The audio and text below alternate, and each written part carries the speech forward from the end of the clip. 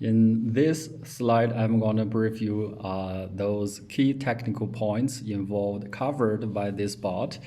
It's going to be helpful for you to think of those key technical points maybe involved in your project, right? Let's look at the first, entering. Entering is just as I mentioned before, when this bot starts up, it loads a list of addresses, then enter the address here, and then the next one is search. And then click on this little search button, right? And the third one is zoom in, zoom out. This bot will click the zoom in or zoom out in the middle of the process. Also, it will adjust opacity. Okay. Here, this is the opacity adjusting button. Here, this bot will click here, then drag this little yellow circle to adjust the opacity. You can see the opacity is changing, right? Here I'm gonna talking about something more. As I have shown you that the technical stuff, the DOM, the hierarchical structure, right? This tiny opacity adjust button is an element in the DOM, right? We need to identify this specific opacity adjusting button, but there are three this button, but we want to only identify this specific button, the opacity adjusting button in the first row. This requires 3 dimensions to identify this specific opacity button. Actually, if you go into the low-level configuration, open up the just like this one. Let me show you. Right-click and then inspect.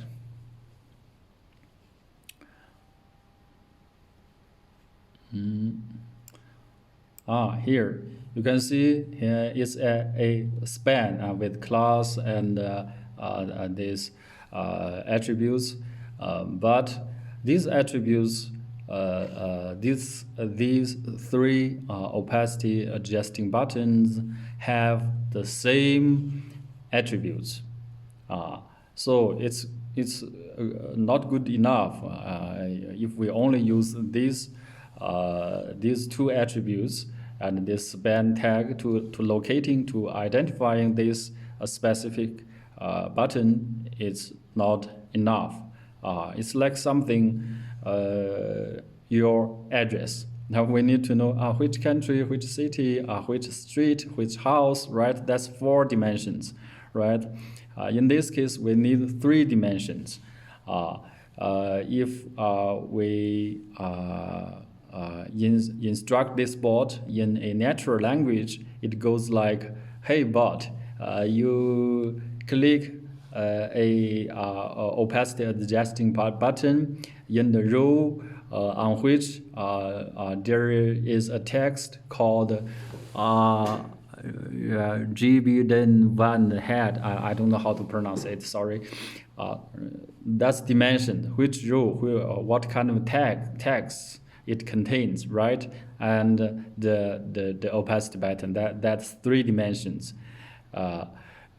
Only in this way we can accurately, precisely identify this specific opacity adjusting button. Yeah, actually in the area of web RPA and web scrap, there is a technology called XPath. It's very complicated, but it's it doesn't work for identifying this button. So I have configured this basic action in the low-level configurations. So at the high-level configuration, you just using simple reference to that building block action, you can do it. Okay, let's get back to the slide. Next one is click on colored patch. Oh yes. This is kind of a magic. When the bot comes to the screen similar to this one, it will automatically check if there are some pure colored patches. Then it will click on the colored patches, but if they have the similar color, it will click only one time. For example, it may click here, then pop up this window. Then we can see some map layers linked text menu here. Then click, for example, click here. Then shows up this window. It has a table containing some text. Okay, this is the point. Click on colored patch. The next one is to take screenshots.